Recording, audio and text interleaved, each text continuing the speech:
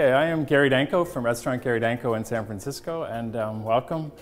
I'm going to cook a recipe that really showcases potato as the center stage and not just as an accompaniment. So what we're making today is a risotto of potatoes. I know that sounds odd, but in modern cooking, risotto has become the method of cooking, which is derived from the classic risotto method. So this is very simple. It's got 1, 2, 3, 4, 5, 6 ingredients maybe. Okay, so I'm just going to take my pan. You want to have a pan that you can stir with, and it's deep enough that it won't be splashing all over. And I'm just going to melt some butter in here. And we're going to get this hot. And then we are going to add leek, or you could use onion. This is a very, very fine brunoise, they call this, of leek. And so as leek, or any onions, they're very kind of aggressive raw, but when you cook them, they become very savory. Okay, so I'm just going to turn my heat up a little, and then we are going to cook this until it's tender. Okay. All right, so then we're going to add our potato. So again, this is the russet potato right here. You can see by that russet colored skin. These are typically good bakers, but I'm choosing it today because it has a very high starch content, similar to that of rice when you cook it. And that's what makes the rice very, very creamy when you finish this, or in this case, the potatoes. So we're just going to put all of these in here, and we're just going to coat them. We're going to coat them with the fat onion mixture, and we're going to sort of set the starch gel around each one of them, which will keep the potato intact as we cook it. Also, very similar to risotto, it's cooked al dente. So when you taste this, the potatoes are not going to be completely soft like you're typically used to. They'll be cooked, very flavorful, but they still have a little bite to them.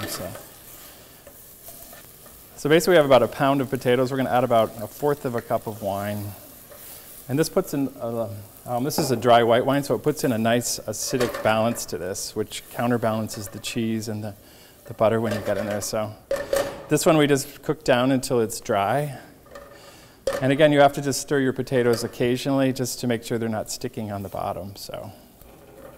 And we're going to do a little variation on it. Separately, I just rendered some bacon and cooked that crisp and then just chopped it very fine. So we're going to do 2 versions out of the same dish. You could do a third if you wanted to put mushrooms in this, which work really well with potatoes. That would be great. Meanwhile, I've grated some Parmigiano Reggiano.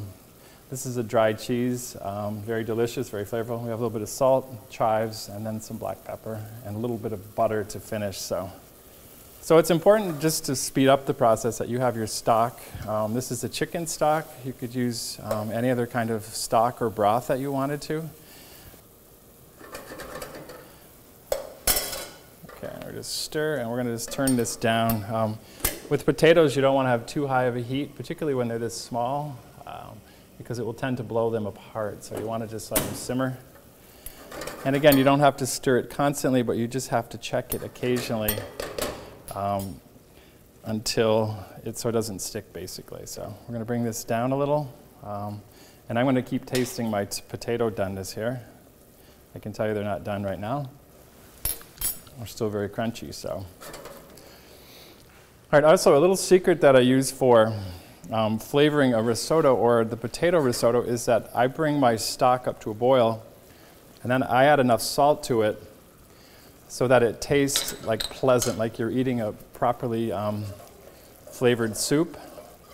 And so if this is perfectly salted, it's going to go into the potato at that same rate. So when you don't have to keep adding salt at the end, you're cooking it, it's permeating into the potato, and it's a very effective use of salt. So it's basically called salting progressively. You start with a little and you add more as you cook. And then when you finish it, you're going to do the final taste. Because remember that you have salt in your Parmesan cheese. So you don't want to get it too salty now. But that's a simple little trick on how to do that. Okay, we're going to add some more stock, and we're just going to repeat it until we are finished. All right, so our potatoes are nearing doneness, and so now is the point where we're going to finish it. I just want to test the potato.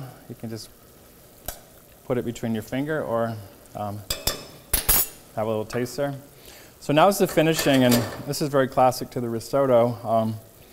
And so notice you do, you do have some liquid left in there, and it's important you have that liquid because what we're going to do is just emulsify a little bit of butter in there.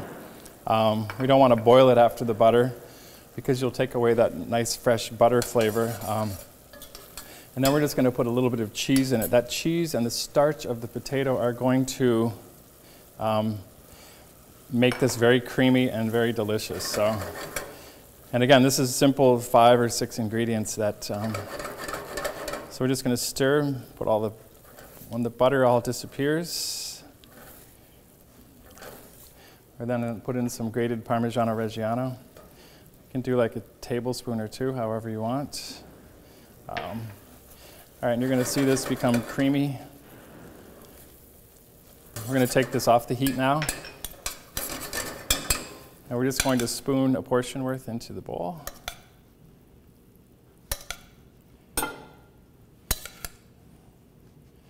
Okay, this is going to go back on the heat, and I'm just going to put a little bit of bacon in there. So this becomes a bacon and potato risotto. If you wanted to add sauteed wild mushrooms as well, you could. Okay, I'm going to put this bowl right here. Smells good. I can smell that bacon and cheese, and but this one is made with potatoes. So, all right, then we're just going to put a little bit of more Parmigiano on there. Okay, and then a few little chives here, if you'd like. Some nice, delicate onion family. And then if you want to put some black pepper on it, you can. It certainly is nice flavoring for the potato and the cheese. All right, so here you have a potato risotto made with Parmigiano Reggiano, and a little bit of butter and some stock. This one, same, but we've finished it with a little bit of rendered bacon, crispy and very flavorful. So 2 different flavor profiles. Enjoy. Thank you very much.